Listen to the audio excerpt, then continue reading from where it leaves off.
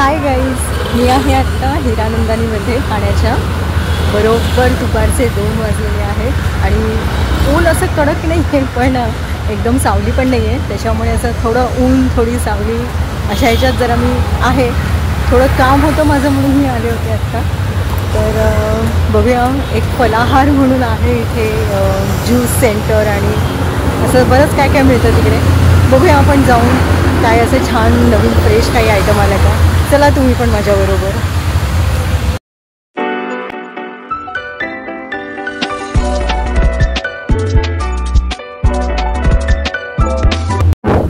So guys, मी mango blast घेतला होता. मला वाटलेलं खूप छान असेल आणि त्याने सांगितलं होतं त्याने तर सांगितलं होतं की असं छान मँगोचे खूप तुकडे आणि काय ड्रायफ्रूट्स वगैरे असतील, असं बरंच काय काय असेल असं सांगितलेलं आणि मलाही असं वाटलेलं. बट अपेक्षेपेक्षा एकदमच म्हणजे अप टू द मार्क नाही निघाला.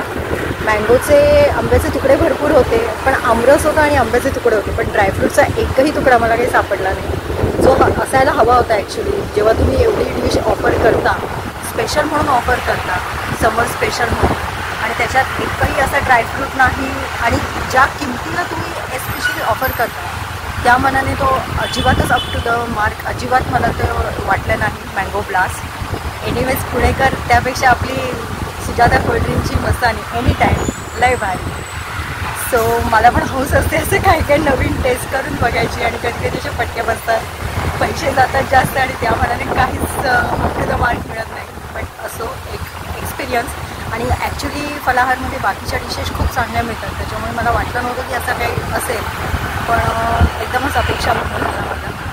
सो एनिवेज, तुम्ही पण बघा, असे वेगवेगळ्या काही डिशेस ट्राय केले तर व्हिडिओज नक्की शेअर करा आणि सांगत राहा कुठच्या ठिकाणी काय काय छान छान डिशेस मिळतात, म्हणजे मलाही ते कळत राहील. आणि अशा वेगवेगळ्या विषयांच्या व्हिडिओसाठी stay tune with my videos. Thank you.